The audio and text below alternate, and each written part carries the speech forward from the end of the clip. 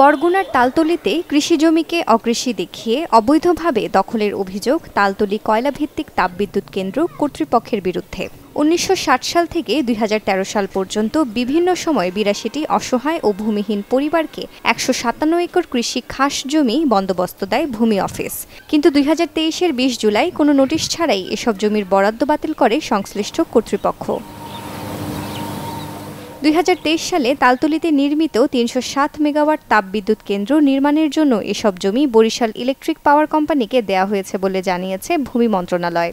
তবে ভুক্তভোগীদের অভিযোগ, বন্দোবস্তকৃত জমির প্রায় অর্ধেকই বিভিন্ন প্রভাবশালী ও দালাল চক্রের মাধ্যমে অবৈধভাবে দখল করে নিয়ে গেছে কোম্পানির কর্তা ব্যক্তিরা। ২০০ কিলো দূরে গেলাম, আবার দেখা যায় আবার ২০০ কিলো দূরে যাইতে হইবে, তাহলে যাইতে আমাদের এই তালতলী বন্দরই একটা ছাড়ি দিতে হইবে। দালাল আছে এইখানে, দালালেরা জাল দলিতি করছে, জাল দলিতি করে পারমিশন করছে ভুয়া মালিক দিয়া করাই দলিল দিয়েছে মগেরে, তাই আমি মালিক আরেকজন দ্বারা করে এবার দলিল দিয়েছে জায়গা দিয়ে এবার এরা খামখালিভাবে প্রশাসনের তার পুরোই জায়গা দখল দেওয়া হয়েছে। এসব জমিতে দীর্ঘদিন ধরে চাষাবাদ করে জীবনযাপন করছিলেন ভূমিহীন পরিবারগুলো। বিনা নোটিশে তাদের নামে বরাদ্দ জমি বিদ্যুৎ কোম্পানিকে দিতে পারে না বলে অভিযোগ করেন ভুক্তভোগীরা। জানান, এই জমি না থাকলে নিঃস্ব হয়ে পথে বসে যাবে শতাধিক পরিবার। তাই সরকারের কাছে ক্ষতিগ্রস্তদের পুনর্বাসন ও ক্ষতিপূরণের দাবি তোলেন অনেকে।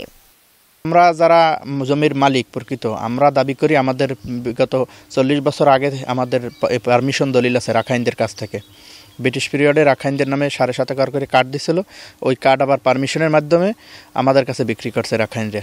কোম্পানি আর পুলিশও আইছে, বরগুনের দিয়ে ২০০ পুলিশ আইছে, মহিলা পুলিশ আইছে, আমার ঘর বাড়ি ভাঙছে, হঠাৎ করে কোনো নোটিশ করে নাই। এই হাইতে কেস মামলা চলতেছে। তারপর তো আমার ফসলি জমি, মোটাদানের জমি দখলে নিয়ে গেছে ওরা, আর এই ঘর বাড়ি ভাঙিয়ে থইছে। এরপর আবার এই টুকি টুডেই আমরা এই বসবাস করি।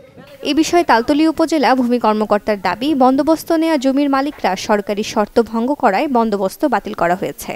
এর আগে বন্দোবস্ত দেওয়া হয়েছিল কৃষিকাজ জমি হিসেবে। কৃষিকাজ জমি বন্দোবস্ত যখন সরকার দেয় তখন নির্দিষ্ট শর্ত সাপেক্ষে দেয়।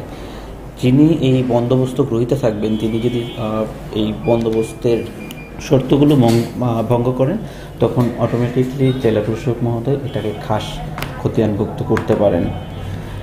তো বরিশাল ইলেকট্রিক পাওয়ার কোম্পানি যখন এখানে ২০১৮ সালে স্থাপন হয়েছে, এর পরবর্তীতে তাদের বন্দোবস্তের প্রয়োজন হয় এবং এর আওতাধীন যে যতটুকুন জায়গা ছিল সেই জায়গাটা আমাদের মন্ত্রণালয় থেকে বরাদ্দ দেওয়া হয়েছে।